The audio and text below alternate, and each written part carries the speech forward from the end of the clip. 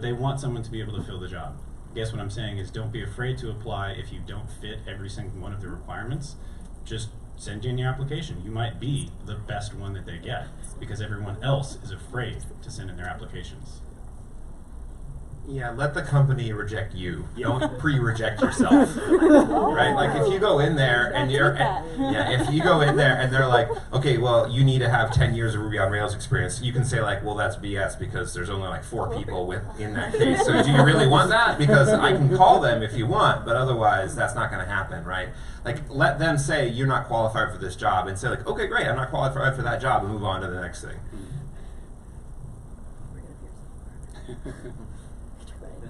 For all panelists, what do you think is the most important thing that made you get your first job or internship? It can be either characters or skills. Yeah. I'll start since I have the mic. I couldn't get a job again. It was 2002. The like 20 or 30% of all tech workers had been laid off in the last 6 months at that point. And so I went to a meetup that I was just thing I was just happened to be interested in. It happened to be like City Wireless, and I went to this meetup, and there was a guy who, this is obviously not relevant to the job of programming, but it's just sort of in terms of like hustle.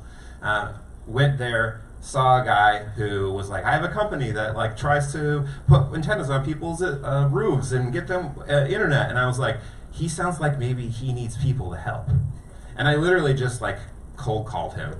Hey, do you have any job openings? He's like, yeah, let's meet for coffee. And then just sort of worked its way out.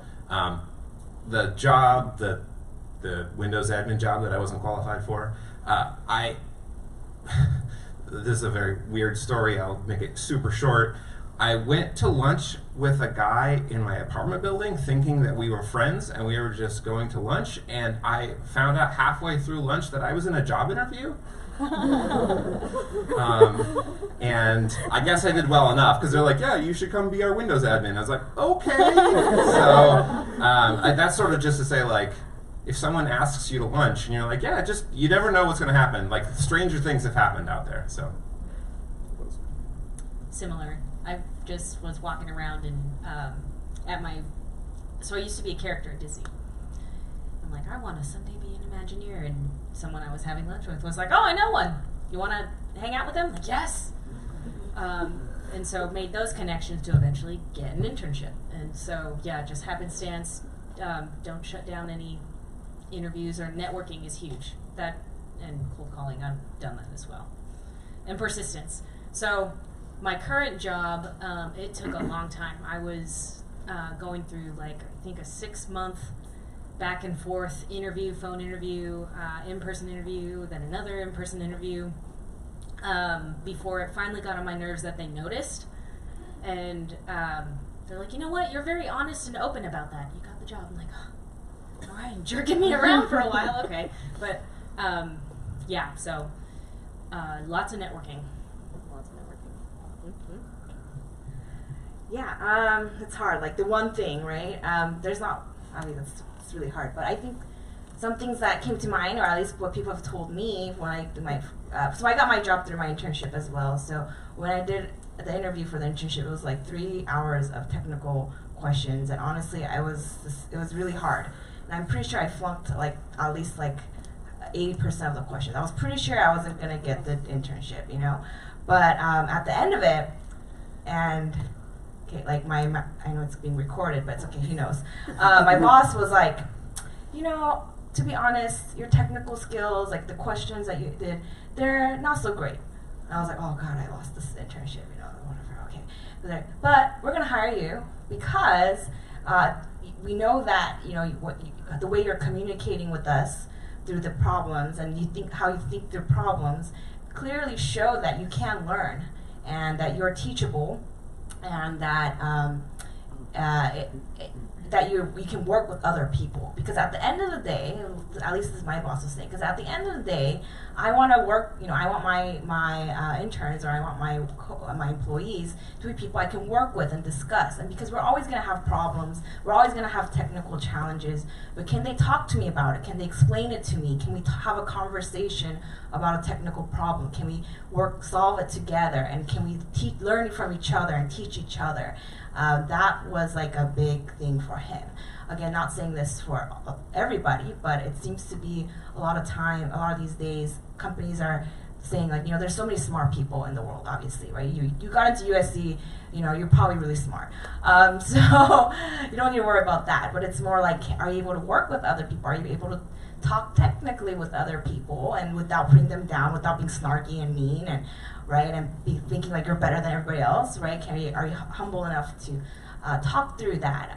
So that ended up being a big plus for me. One more thing to add was, another thing I learned along the way, especially because I worked with a lot of clients, was let's think about it. Ultimately, people give you a job because they want you to provide some kind of benefit, some kind of return of investment to their company, right? They're hiring you because they want you to bring some value to that company. So if you can somehow show that you're valuable, that you can bring value to the company, whatever that means, right? It could be through showing your work or your past work experience, and you do some research about that company. That is helped us land big clients. Like, we did our homework. When we wanted to pitch a big project to Disney, we did our homework. We were looking at what they wanted, exactly what they're looking for, what kind of team they're looking for. We found ways. We searched. We talked to people, and then when we when we asked them to hire us, we already had like a lot of things they were looking for. So boom, we got the job. So I tell a lot of my students when they're looking for internships, make sure you actually research some of the companies, see what they're looking for, what are they trying to do, are they trying to be the next Facebook, or what is it their ultimate goal is. And a lot of these you can find online. You can Google them. So things like that. So again, just kind of two things come to my mind: communicating, being teachable, and also bringing value to this whatever organization it is. I'm going to concur. I think communication is the big one, because I interview our intern candidates, and soon we'll be interviewing our full-time employees, and I look for, when I ask my interview question, my technical challenge, I want to hear how you're thinking about how you're breaking up the problem, because a lot of our day-to-day job is taking something giant, like, okay, I want you to build this entire app in 6 months, to, okay, well, what are we doing today? And like, okay, well, let's start with small pieces. I want to see that you're able to break up that problem into smaller pieces and how you're going about dealing with it, even if you're going in the wrong direction, like, I like to be a part of that. So I concur. Communication is big, and I don't think we stress that enough in college. So, yeah. I'm going to keep mine really short. 2 things. Don't get discouraged. Keep applying. That's the biggest thing you can do. Don't get discouraged. Keep applying. I will also be very brief, because I concur with most of, everything that's been said so far about this. When you're applying to a job, you want to be the person that they want to work with. You're not checking boxes and saying, I can do this, I can do that. Anybody. Well, not anybody. You have to have the degree you're all working for, right? But a lot of people can do these things. You want to be the person they see working at the company, being a good communicator. You're persistent, you're knowledgeable, you're fun to be around. Those are the kinds of things that more often than not are going to get you the job.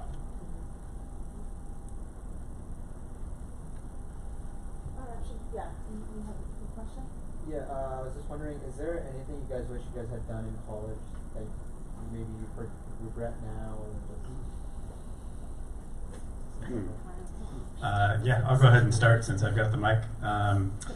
I started college in 2008 and wasn't entirely sure where I was going to be going, as you can probably figure out from my career path. I graduated in 2013, and then I waited tables for a year, trying to figure out what I was going to do. And then I came back to school because I spent the time to figure it out and realized that CS Games was where I wanted to be, making games. And so if I could do it differently, I don't think I would change the path, but I think I would just have thought a little bit more about that from the get-go, and not felt like I was cornered into doing something and say, I gotta just graduate with this degree. Spent some time to really do that. Done more internships. In my first degree, I didn't do any because I was working too much, and then I changed that in my second time around. So yeah, just really going after the field you want, and then just making sure it's what you want to do. I would have done more side projects. I have a friend who didn't have the GPA, but he spent all of his free time building little web apps on the side, learning new tech, and it landed him a job at Amazon. So I recommend doing that. Anything else? Maybe you should. Meanwhile, I did no side projects and also ended up with the job at Amazon. But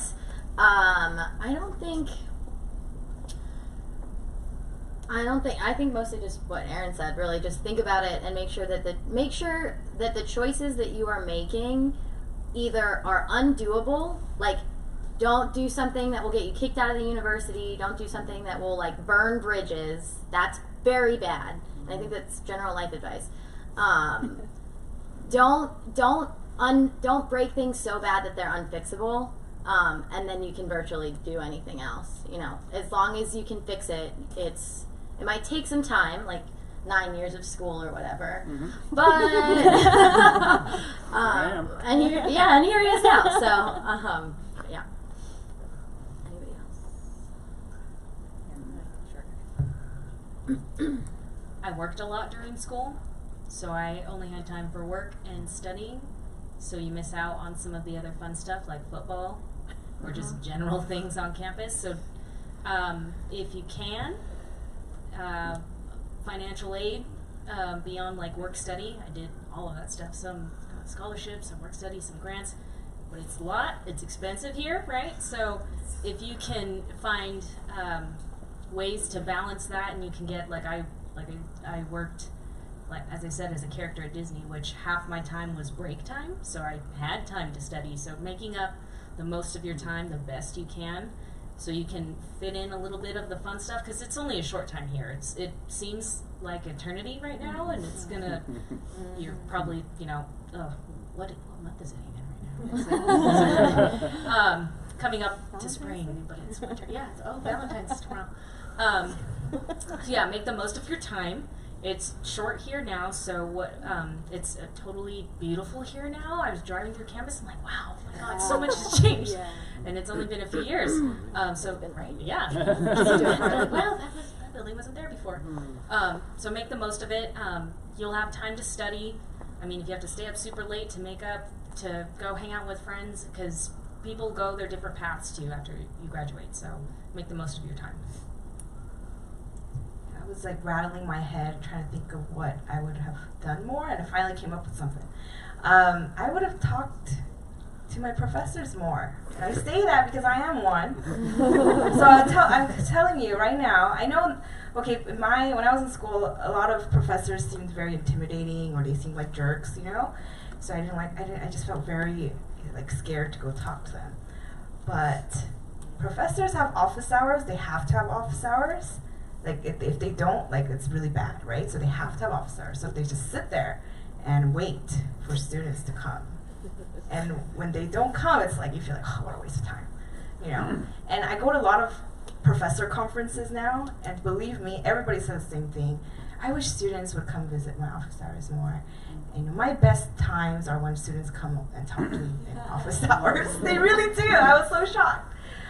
I mean, it's scary though, right? So if you do visit office hours, at least you don't know what to ask. At least come up with something thoughtful, like some little thing that you could talk about with them, and maybe something something very basic. It doesn't have to be like this crazy, really complex question. It could be as simple as, professor, what got you interested in physics? If you're talking about a physics professor, right? And just be curious, and they want to talk to you. And I mean, again, I'm being very general. There are, of course, always exceptions. There's some professors that won't want to talk to you, but there are more than not. Get to know them, and a lot of professors have really crazy backgrounds. I'm learning this myself, talking to other professors, and come just start there, and then they can provide connections for you in the future, and they could of course write letters of rec or whatever. But beyond that, just having a relationship with a professor just helps in so many ways. Yeah. Wait, can I add real quick?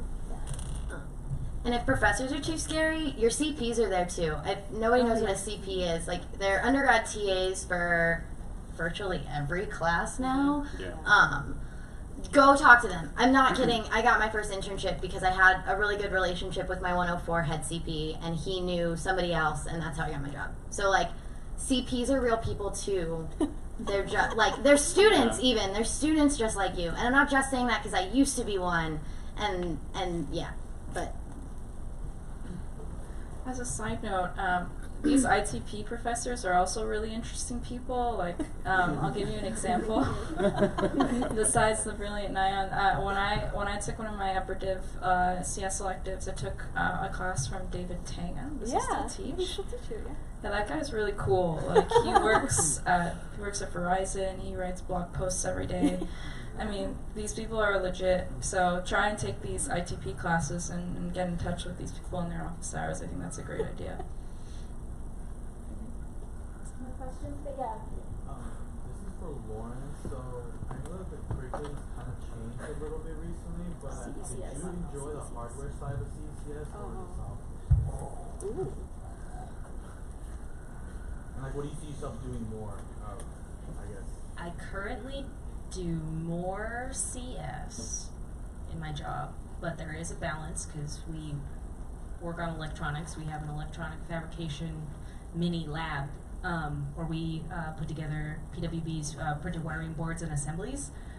And I investigate whenever there's hardware failure for that. So my major was both, just in case I wanted to flip back and forth. I know here I really enjoyed robotics, and obviously that's what we do.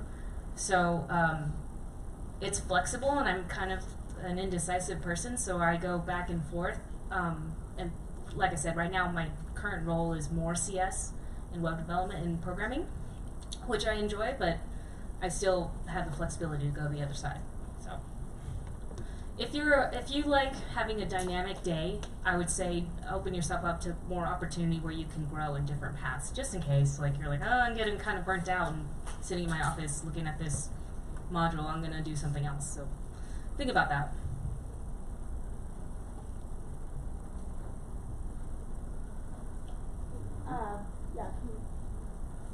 My question is for Justine and Doreen. How do you think your business background has influenced where you are today? Mine has not. But I know other CSBAs that I graduated with who are working in recruiting as well. And then I think I know a few others who are, I know another person who's a PM, a project manager at Tinder. Yeah, Tinder. So personally, I'm in CS, but I know a ton of people who are using the business side as well.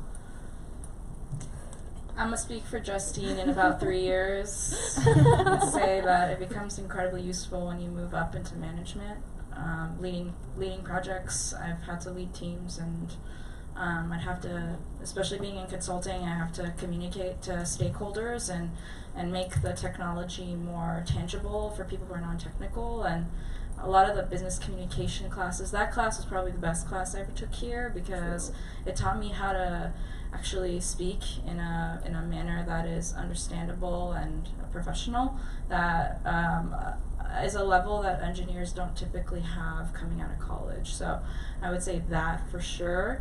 And then also, are you a CSBA? Mm-hmm. Have you taken org behavior? I just love that class too. I thought it was fascinating, and it's a cool class just because. I think it's changed a lot. Has it? Because it just, I mean, any company is shaped in these interesting organizations. So you'll have the big companies like Amazon, but they still feel small because of how they've organized their team structures. And then there's smaller companies like mine and Nayeon. So I still think it's a great, I think it was perfect. It was very, up in the air, the business side, and then I got to apply it to a tangible industry like technology. So I thought it was bomb. Yeah. Okay, so she's totally right, and BUAD 302 I think is that comm class she's talking about, is the business communication class. I'm pretty sure that's open to everybody. Like, I don't think that you need specific business prereqs to take that, and I do agree that it was definitely the best class that I took. Also, I was CSBA, so this is what I tell everybody else, so I don't know how much Viterbi likes hearing this, but I was CSBA because I only had to take 2 math classes, well 3, so you take linear and DiffyQ, and then 2 calcs, and then I only had to take 1 science, and after that I was like, thank you very much, I'm good with all my engineering requirements. And I got C's in all of those. So you can get C's and still graduate and get jobs, I promise. Yeah. So, like, I think you guys also might want to hear that as well. So that was really beneficial because it allowed me to not hate the engineering part of my degree quite as much, because I really like it. I never use, I'll be honest, I like never ever use calc day to day. You can ask him about calc, but I don't use it. I do. Yeah, see, he does, but I do not. So as far as like kind of gaming the USC system, that was a really nice part of my degree. No physics. No, I you did not have to take OS. Yeah, I did take OS, but that was a personal decision. But yeah, you don't have to take OS. I think you only, it's definitely a very different curriculum than CSCI.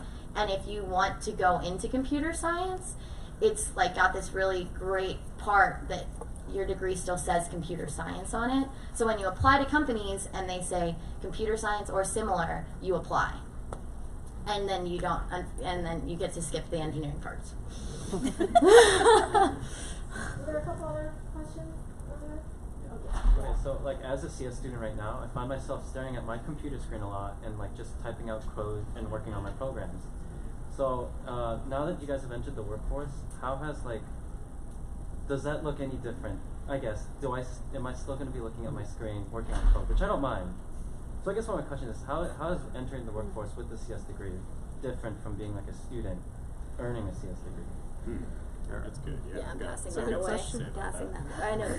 I talked to you. The biggest difference is that when you're looking at that screen and you're like, I am lost, I have no idea what to do, you just ask your coworkers instead of just being stuck on code. No, I'm 100% correct, because you're still going to be sitting there coding, but whenever you're stuck, it's not you're stuck, it's that your team is stuck. It's that the project that you're currently on is stuck and you don't know what to do. Great, no problem. Like, okay, you reach out to your best buddy on the team and say like, hey, we're supposed to do this, that, and the other thing, and I really don't know if this should be this abstraction or that abstraction. We're like, well, why don't we talk it through, and let's just do it this way, don't worry about it. We can always go back and change it later. That's the other thing, is that when you are in university and you write a program and you submit it, you're done with the program. You don't get to go back and fix it, but you also don't have to maintain it, which is great. But you do have to do all those things. You do have to do all those things once you're actually in the workforce. You're like, you will learn very quickly that a software is never done. You will never write, if you can manage to do a project that is finished, you have done very well. 99% of the projects you'll ever work on will just stop. They will never be finished. Yeah. All of that is very true. I think to speak to that, the question about if this is going to be changing or not depends, I think, on what you'd like to do and what kind of field you're going to go into. For example, I probably spend, if I had to just throw out a rough number there, 40% of my time coding, and then 60% of the time either problem solving or trying to do something on paper to figure it out, or designing a larger system, talking to my coworkers, the artists, the writers, and figuring out pipeline issues and things like that. So it really depends on what you're going to be going into. The other aspect of this is that when you're working on a problem here in school, there's usually a right answer. Like, there is something at the end of it where they say, this is what your program has to do, which is true in the real world as well, but they want you to do it in a very particular way. In the real world, you say, I want this to do this. Maybe it won't. Maybe it'll do some subsection of whatever the features are that we set out for it to do, but then you work with the team and you figure out, how do we get there? And then what's the best way for us to come up with this? So it's a lot more collaboration that happens, which is something that I wish the lower level courses did here at SC, because the first couple you're really just going at it on your own. You got to get those fundamentals. But then just hold on till you get to some of those group projects. That's where a lot of the fun is. It was for me, at least. Did you have a partner for all For all the I did. panelists, does anyone have a question that they want to ask all the panelists? What are some mistakes or pitfalls you see students committing into, building their career?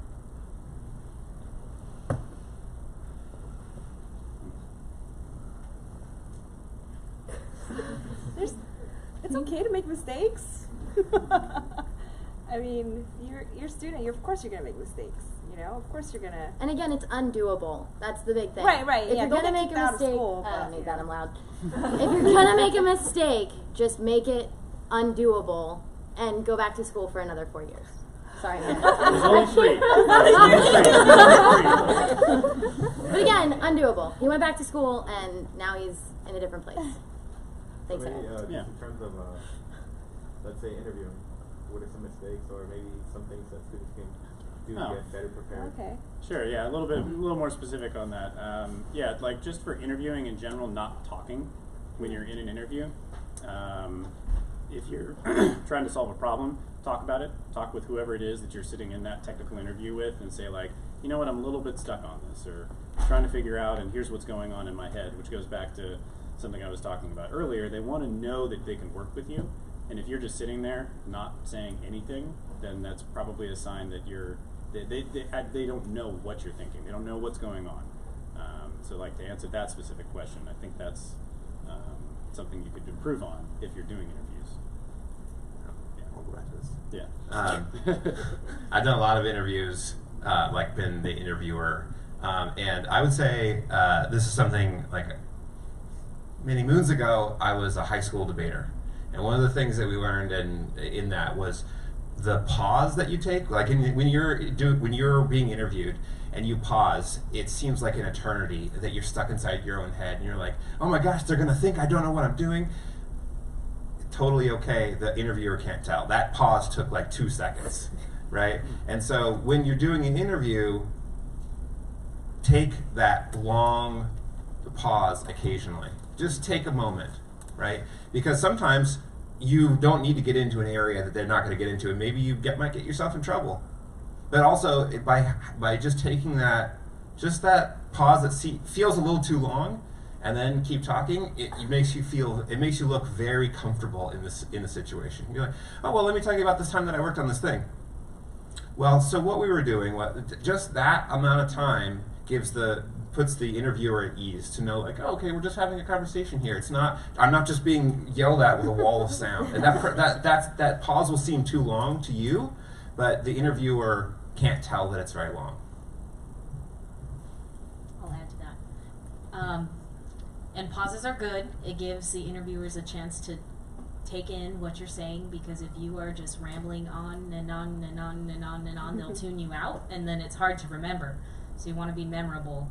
And you also want to be yourself, honestly, and like we mentioned, interviewers and companies want to work with you and vice versa. It should be a working, healthy relationship. You don't want to try and portray yourself as someone else, and then you end up in a job that you hate the culture, you hate the people, and you now you're stuck, or potentially not. But and that's. We pick up on that a lot. We just interviewed a candidate a few weeks ago that we were in a panel full of women engineers, which is not normal. And he picked up on that and was like, oh, my favorite class in school was women's reproductive sociology. And we're like, what? This is an engineering job. What? What are you talking about? So, like that stuff, it's be yourself, but also be aware. You know, you can kind of sense when people are tuning out. Keep them engaged, and be yourself. I think one other quick thing is maybe you feel like you're desperate to get your first job, so you're willing to do anything, and that might lead you to go down a route that you probably actually don't want, so just be cognizant of that. I've got something I can... Ooh. Yeah. So now that I've had the time to think about this, I've paused. Now I can better answer the question as far as just maybe something that's general that can apply to not just like an interviewing situation. is to not look at the thing that you're doing right now as the last thing you're doing. Look at it as the thing you're doing right now before the next thing comes along. It's not your magnum opus that you're building here. This isn't going to be the most perfect program. Maybe it is, right? But chances are, just take what you're doing now, learn from it, and then apply that to whatever the next thing is that you're going to be doing. And don't be too hard on yourself. Just be fair. Take the moment to realize you're here to learn, and that everyone else is also doing the exact same thing. Well, I think that was a great way to end. So let's just thank our panelists for their time. I always enjoy these panels because I learn a lot from you guys. I'm learning a lot from your experiences, and hopefully you guys learned a lot from them, just gaining their insights about their experiences. And I know they provide a lot of practical information related to internships, getting a job, interviews. Our office, as you are probably aware, we do provide services to students to help in those areas. So we have drop-in hours Monday through Thursday from 2 to 4, as well as events that we put on to help students with the job search process. So we hope you, just check those out. They are, if you are able to stay, I did include some time for some informal networking. So if you guys do want to talk with any of the panelists at one-on-one, feel free to hang out for a little bit. And I apologize, I wasn't able to order more pizza because the wait was going to be over an hour because I was online just checking like the time, and unfortunately it wasn't going to come before the event ended. So I apologize. I really hate, that's like the worst thing that could happen for an event, I know, when the food runs out, so I apologize for that. So thank you guys for coming. I know it's a busy time, and I'm glad it didn't rain too hard. Hopefully right now it's not raining as you guys leave, but thank you again for being here tonight. Yes, that's what I thought. Thank you for having us. Your steaks are awesome.